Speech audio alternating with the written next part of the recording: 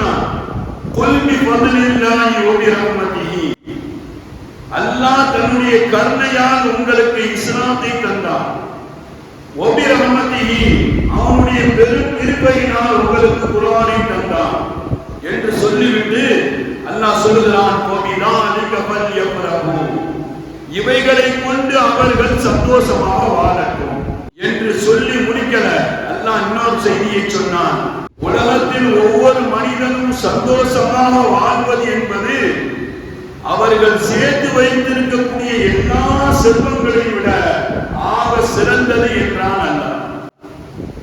சங்கிக்குரிய அல்லாஹ் நல்லடியார்களே, வாழ்க்கையில் சந்தோஷமாக வாழ்வதுதான் அல்லாஹ்வுடைய நாட்டமும் விருப்பமும். இவ்வுலகத்தில் நீங்கள் சந்தோஷமாக வாழ வேண்டும் என்று அல்லாஹ் சொல்லித் தருகிறான். நீங்கள் சந்தோஷமாக இருக்கணும் என்பதுதான் அல்லாஹ்